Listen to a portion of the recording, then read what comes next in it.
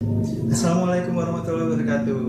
Hello guys, welcome back again to my channel. Selamat datang kembali di channel saya Edusentris Jember bersama saya Andika. Untuk Anda yang ingin belajar TOEFL tetapi kemampuan bahasa Inggris Anda masih kurang, maka dengan mengunjungi channel ini langkah Anda sudah benar. Pada soal TOEFL, Anda akan menemukan dua jenis kalimat, yaitu kalimat nominal dan kalimat verbal. Kalimat ini terdapat pada bagian structure and written expression. Pada video ke-9 kali ini, kita akan mempelajari kalimat nominal dan kalimat verbal tersebut.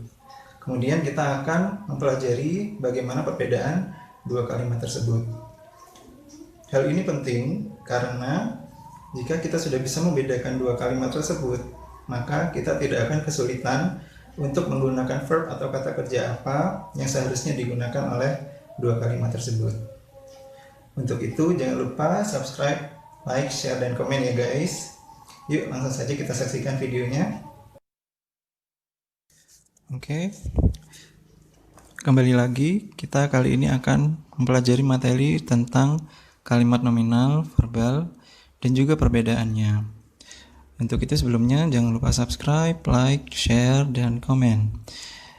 Oke, sebelum saya mulai penjelasan saya akan memberikan sedikit review mengenai apa yang telah kita pelajari.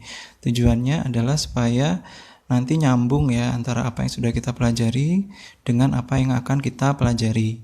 Jadi sejauh ini kita sudah mempelajari tentang noun, kemudian adjective, preposition, dan noun as object of preposition. Nah, dalam sebuah kalimat susunannya adalah ada subjek, kemudian ada verb atau kata kerja atau predikat ya. Kemudian ada juga objek. Noun di sini letaknya adalah pada subjek, dia berfungsi sebagai inti dari subjek. Nah, dia juga terletak pada objek yang berfungsi sebagai objek dari kata kerja. Kemudian adjektif, dia letaknya pada subjek juga mengikuti nounnya ya. Fungsinya adalah menerangkan atau memodifikasi noun. Begitu pula dia juga bisa terletak pada objek mengikuti dari noun yang ada. Kemudian preposition, dia bisa terletak di subjek ya, yang fungsinya menghubungkan noun satu dan lainnya. Dia juga bisa terletak pada objek dengan fungsi yang sama. Kemudian untuk object of preposition, dia juga bisa terletak di subjek. Dia adalah noun yang dihubungkan dengan preposition ya. Letaknya tepat setelah preposition. Dia juga bisa berada di objek. Oke, nah jadi apa yang sudah kita pelajari, kita sudah menempatkan bagiannya pada bagian dari kalimat ya. Nah, selanjutnya kita akan banyak belajar mengenai verb ya, jadi kata kerja atau predikat, di mana di dalamnya akan banyak berkaitan dengan penggunaan tenses. Namun sebelum kita melangkah ke verb, kita kembali dulu ke apa yang fokus kita pelajari kali ini ya, yaitu pada kalimat nominal dan kalimat verbal.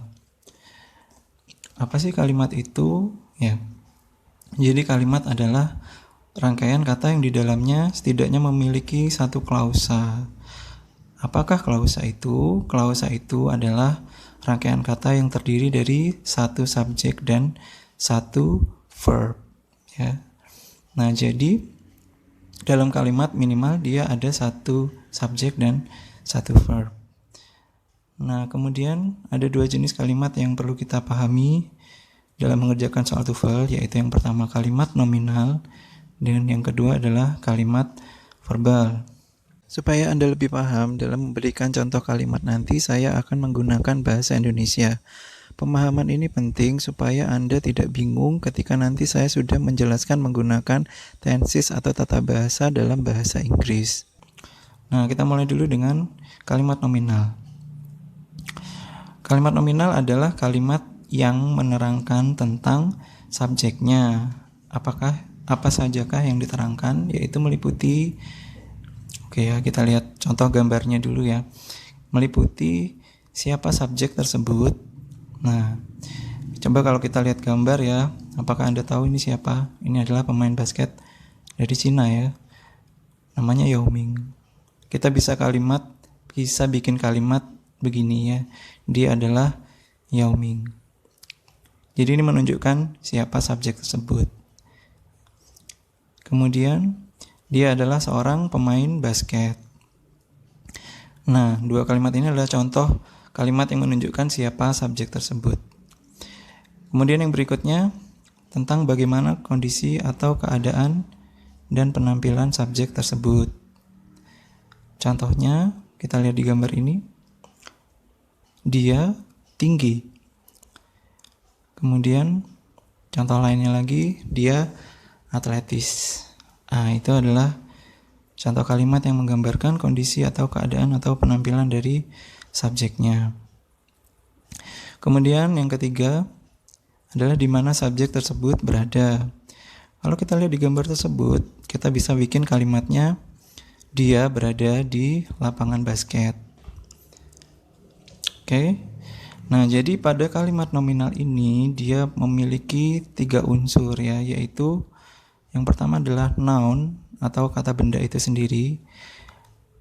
Yang manakah unsur nounnya? Yaitu pada kata Yao Ming ya, dia adalah noun karena dia nama orang gitu ya. Kemudian seorang pemain basket itu adalah noun juga ya. Kemudian dia juga memiliki unsur adjektif atau kata sifat. Pada kalimat ini contohnya adalah tinggi. Dia adalah adjektif. Kemudian atletis, dia juga merupakan adjektif. Artinya ya dia yang menerangkan subjek tersebut ya. Bagaimana kondisinya, itu kita sebut dengan adjektif. Kemudian yang ketiga adalah adverb atau kata keterangan. Pada kalimat ini yang merupakan adverb adalah di lapangan basket ya. Ini merupakan adverb, lebih tepatnya adalah adverb of place, yaitu keterangan tempat. Nah, ini adalah jika subjeknya manusia ya. Kita coba dengan subjek yang lain, yaitu kucing. Kita bikin kalimatnya ya. Untuk yang siapa subjek tersebut, yaitu seekor kucing adalah seekor binatang. Kemudian bagaimana kondisinya atau keadaan atau penampilannya? Misalnya kalimatnya kucing itu lucu. Kemudian di mana subjek tersebut berada? Kucing itu berada di atas lantai. Nah, unsur nounnya ada pada kata seekor binatang. Kemudian unsur adjektifnya ada pada kata lucu. Kemudian adverbnya ada pada kata di atas lantai yang merupakan adverb of place. Kemudian yang berikutnya kita coba dengan subjek yang lain ya, yaitu benda. Nah, di sini bendanya adalah mobil, ambulan. Nah, jadi bagaimana kalimat yang menggambarkan siapa subjeknya, yaitu ini ya, ambulan adalah sebuah mobil. Kemudian yang menggambarkan tentang bagaimana kondisinya atau keadaannya, yaitu ambulan itu putih, ambulan itu berwarna putih gitu ya. Kemudian kalimat yang menggambarkan tentang di mana subjek tersebut, misalnya ambulan itu berada di rumah sakit. Nah, unsur nounnya di sini adalah pada kata sebuah mobil. Kemudian unsur adjektifnya ada pada kata putih, dan unsur adverbnya berada pada kata rumah sakit yang merupakan adverb of place. Nah, tadi orang sudah, binatang sudah, benda sudah. Sekarang kita coba kalau subjeknya adalah tempat. Nah, ini adalah gambar dari kota Jember ya, di mana edusentris itu berada ya. Kita coba membuat kalimatnya. Yang pertama, siapa subjek tersebut? Nah, ini misalnya Jember adalah sebuah kota ya. Kemudian bagaimana kondisi atau keadaannya? Misalnya Jember itu bersih. Kemudian di mana subjek tersebut berada, yaitu Jember berada di Jawa Timur. Unsur nounnya adalah pada kata sebuah kota. Kemudian unsur adjektifnya adalah pada kata bersih, dan unsur adverbnya ada pada kata di Jawa Timur ya, yang merupakan adverb of place. Itu adalah keterangan mengenai kalimat nominal.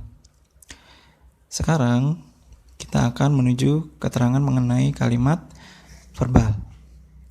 Kalimat verbal adalah kalimat yang menerangkan tentang kegiatan atau pekerjaan atau aksi yang dilakukan oleh subjeknya. Kalimat ini menggunakan kata kerja meliputi, ya kita lihat dulu ya, kita menggunakan gambar yang sama supaya gampang membandingkannya. Nah, jadi meliputi kata kerja transitif. Apakah kata kerja transitif? Kata kerja transitif adalah kata kerja di mana setelah kata kerja itu bisa diletakkan sebuah objek. Nah, jika kata kerja itu memiliki sebuah objek, maka kata kerja itu bisa dirubah menjadi kalimat pasif ya. Ada kalimat aktif, ada kalimat pasif.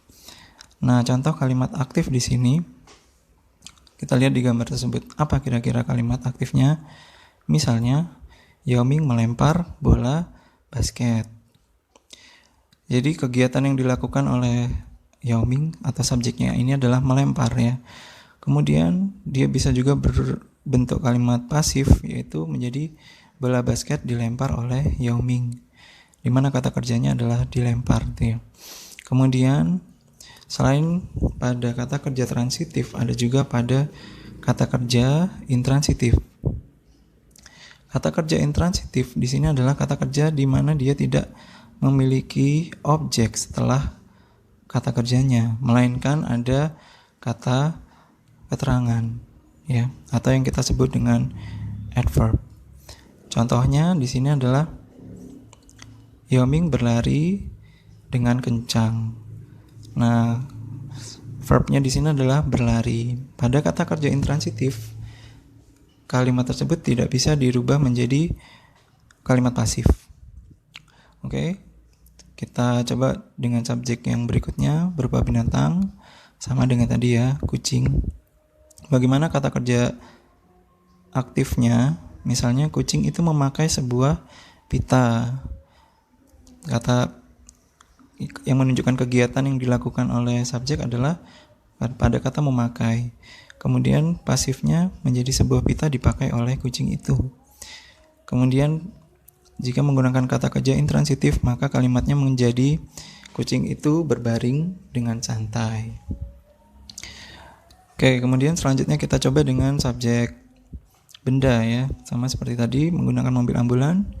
Contoh kalimatnya adalah ambulan itu membawa seorang pasien. Kegiatannya di sini adalah pada kata membawa. Kemudian pasifnya seorang pasien dibawa oleh ambulan itu. Kemudian jika menggunakan kata kerja intransitif, maka kalimatnya bisa menjadi ambulan itu berjalan dengan cepat. Jadi yang merupakan kegiatan adalah berjalan. Kemudian yang berikutnya adalah dengan menggunakan tempat ya. Nah, bagaimana kata kerja transitifnya untuk kalimat aktif? Nah, sebelumnya timbul pertanyaan enggak sih, kenapa ya kok benda bisa melakukan pekerjaan gitu ya? Nah, itu karena ada beberapa kata kerja yang dia bisa digunakan untuk menunjukkan kegiatan yang dilakukan oleh suatu kata benda ya, khususnya yang benda mati ya. Nah, contohnya seperti kata ini ya, Jember memiliki 31 kecamatan. Ini adalah kalimat verbal ya, dimana memiliki ini adalah kata kerjanya. Jadi salah satunya ini ya, kata kerja yang bisa digunakan untuk kalimat untuk subjek yang merupakan benda mati ya. Kemudian pasifnya 30 kecamatan dimiliki oleh Jember. Kemudian kata kerja intransitifnya, Jember berkembang dengan pesat. Oke, jadi itu adalah keterangan mengenai kalimat verbal. Supaya lebih jelas, maka kita akan membandingkan secara langsung ya. Berikut ini saya memiliki sebuah gambar ya. Saya taruh pengertiannya ya di sebelah kiri untuk kalimat nominal dan di sebelah kanan untuk kalimat verbal supaya Anda bisa mengingat-ingat lagi ya apa sih pengertiannya itu.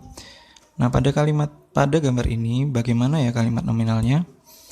bisa kita tulis wanita itu adalah seorang dokter, atau the woman is a doctor, di mana dia memiliki unsur noun pada kalimat tersebut, yaitu pada kata seorang dokter atau a doctor. Kemudian berikutnya kalimatnya bisa seperti ini ya. Gadis itu sakit, atau the girl is sick. Pada kalimat ini dia memiliki unsur adjektif yang terletak pada kata sakit. Yang berikutnya kalimatnya bisa seperti ini. Mereka berada di sebuah ruangan, atau bahasa Inggrisnya they are in a room. Kalimat itu mempunyai unsur adverb of place ya pada kata di sebuah ruangan atau in a room. Kemudian kalimat verbalnya bagaimana? Kita bisa menuliskan dokter itu sedang memeriksa seorang pasien, atau the doctor is examining a patient, di mana kata yang menunjukkan kegiatan atau verb di sini adalah pada kata sedang memeriksa atau is examining. Kemudian berikutnya adalah seorang dokter bekerja di rumah sakit. A doctor works in a hospital. Nah, kata kerjanya di sini adalah bekerja atau works. Oke, kita coba dengan gambar yang lain. Kalau ini adalah orang, maka gambar berikutnya adalah binatang. Nah, kalimat apa yang bisa kita buat untuk nominal? Misalnya binatang itu adalah seekor monyet. The animal is a monkey. Dia memiliki unsur noun pada kata seekor monyet atau a monkey. Kemudian berikutnya masih pada kalimat nominal, kita bisa bikin kalimat monyet itu lincah, atau the monkey is agile ya. Dia, kata lincah ini adalah unsur adjektif dalam kalimat ini ya.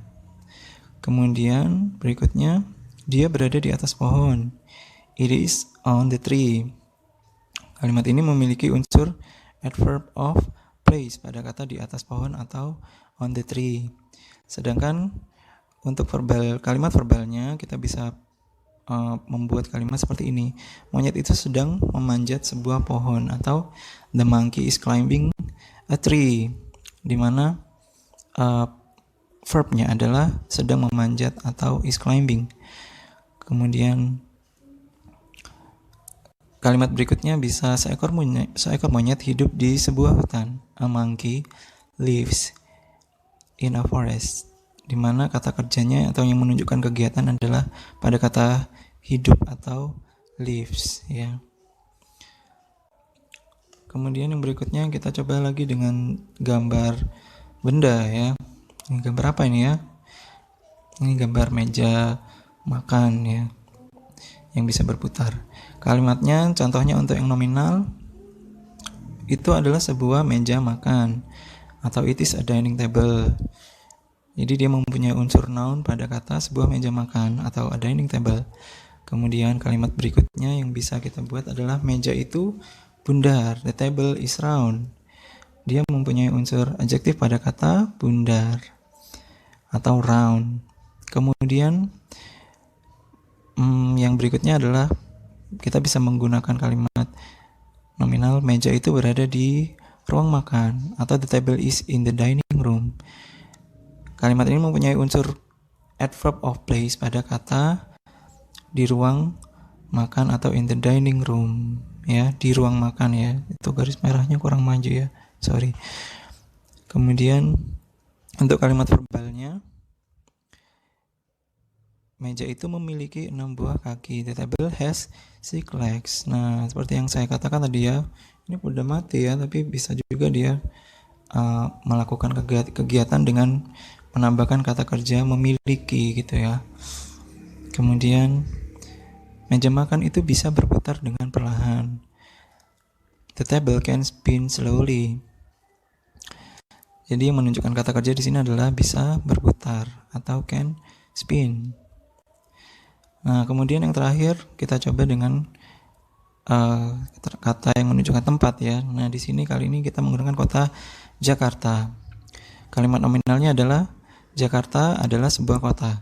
Jakarta is a city. Unsur noun pada kalimat ini adalah pada kata sebuah kota atau a city. Kalimat yang lain lagi untuk nominal misalnya adalah Jakarta itu luas atau Jakarta is large. Kalimat ini mempunyai unsur adjektif pada kata luas atau large. Kemudian kalimat yang lain lagi adalah Jakarta berada di Pulau Jawa atau Jakarta is in Java Island. Dia memiliki unsur adverb of place pada kata di Pulau Jawa atau in Java Island. Kemudian untuk kalimat verbalnya bisa kita tulis Jakarta memiliki beberapa pelabuhan atau Jakarta has some harbors dengan kata kerja memiliki atau has. Kemudian berikutnya bisa kita tulis Jakarta menerima beberapa penghargaan. Jakarta receives some appreciation. Dengan kata kerja di sini menerima atau receives. Nah, itu tadi perbedaan antara kalimat nominal dan kalimat verbal. Jika kita coba langsung buat kalimatnya dengan menggunakan gambar. Nah, sebelum kita akhiri, saya mempunyai sebuah kuis ya. Nah, jadi are these sentences verbal or nominal? Apakah kalimat ini verbal atau nominal? Yuk kita jawab bersama-sama. Yang pertama, kalimatnya adalah we are doctors. Artinya kami adalah dokter-dokter. Apakah kalimat ini nominal atau verbal?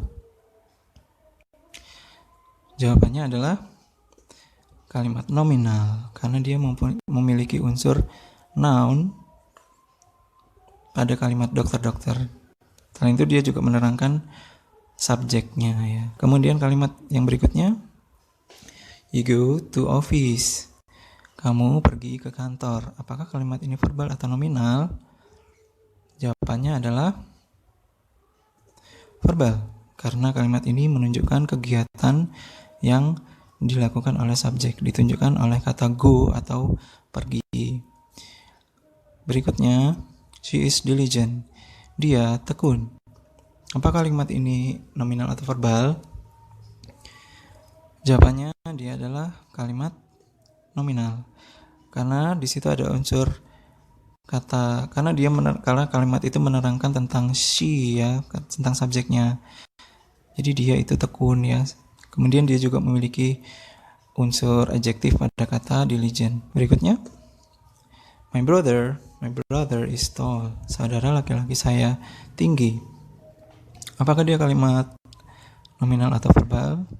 Jawabannya adalah kalimat nominal ya. Karena itu menerangkan bagaimana subjeknya itu ya. Saudara laki-laki saya tinggi gitu ya. Kemudian dia juga mempunyai unsur adjektif pada kata tall. Kemudian berikutnya, he washes his car. Dia mencuri mobilnya. Dia mencuci mobilnya. Apakah kalimat ini kalimat verbal atau nominal? Jawabannya adalah verbal. Karena dia memiliki kata kerja washes ya, menunjukkan kegiatan yang dilakukan oleh subjeknya. Kemudian berikutnya, the students are in the class. Murid-murid ada di dalam kelas. Apakah kalimat ini verbal atau nominal? Jawabannya adalah nominal karena dia menerangkan di mana subjek itu berada ya. Dia berada di dalam kelas. Dia juga memiliki unsur adverb of place yaitu in the class ya, ada di dalam kelas. Jadi jawabannya adalah nominal. Berikutnya adalah a cat runs after a mouse. Seekor kucing mengejar seekor tikus. Apakah kalimat ini nominal atau verbal? Jawabannya adalah kalimat verbal karena dia memiliki kata kerja runs atau run after lebih tepatnya ya, yang berarti mengejar, yang menunjukkan kegiatan yang dilakukan oleh subjeknya yaitu seekor kucing. Oke, sekian penjelasan dari saya. Jika Anda merasa slide ini bagus dan ingin memiliki, Anda bisa download pada edusentrisjemberblogspot.com gratis ya. Oke, sekali lagi ya guys, jangan lupa untuk subscribe, like, share, dan komen. Oke, sekian penjelasan dari saya. Semoga video ini bermanfaat untuk Anda. Terima kasih atas perhatiannya. Assalamualaikum warahmatullahi wabarakatuh. Bye-bye.